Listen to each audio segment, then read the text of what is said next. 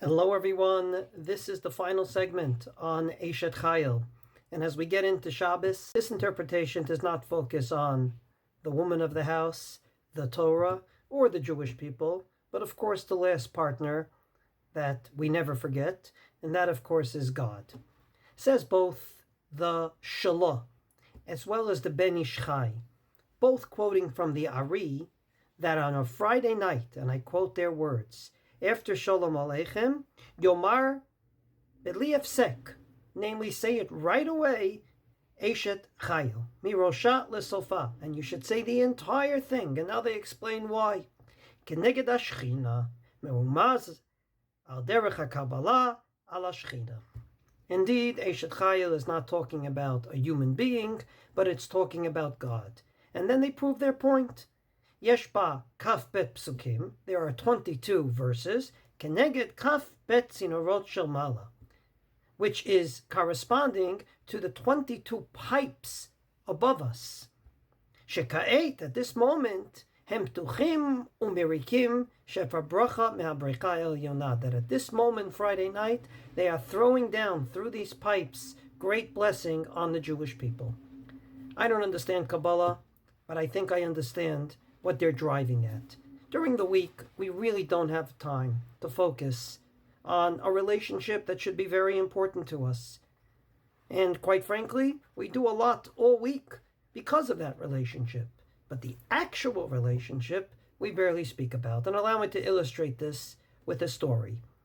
I once attended a rabbinic conference. It was a conference for both rabbis and rebbitzins. I don't know how it happened, but for the first 24 hours, only rabbis spoke, and then a few rebbitzins spoke. And they were giving their papers, and they all said, Be'ezrat Hashem, with the help of God, Baruch Hashem, blessed be God, things worked out. A rabbi got up and said, and I quote, I want to make clear that we've been at a rabbinic conference for over 24 hours, and rabbis from all over have come and presented papers and questions and answers, and the first time we heard the word God was from the rebbitzins. So not only did it give the proper credit to the women that were there, which they rightfully deserved, but I think it talks about what we do all week. We do a lot of mitzvahs, but do we actually talk about our relationship with God?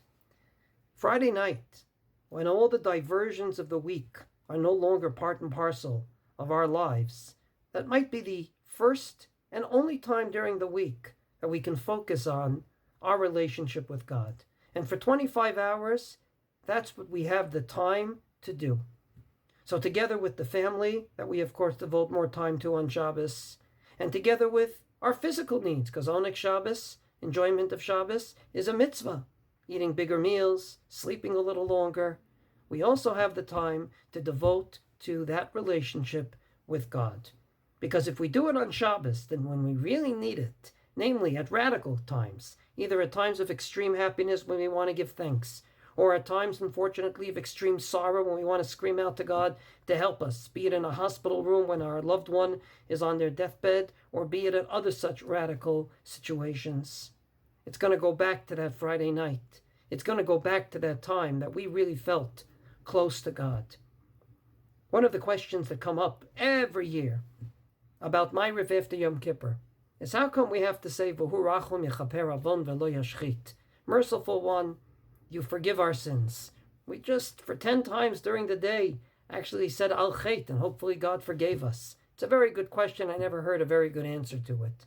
But quite frankly, the question is based on we feel so close to God. We feel so clean. Why is it that we have to go and confess and say Slach lanu avinu ki chatanu mechal lanu malkeinu ki fashanu in the silent Amida?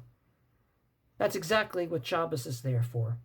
It's a day which is devoted, amongst other things, to our relationship with God. So when we need him, and there will be times we will need him much more than the routine of the 3 times a day we turn to him, it will be based on that Friday night when we felt very close to God.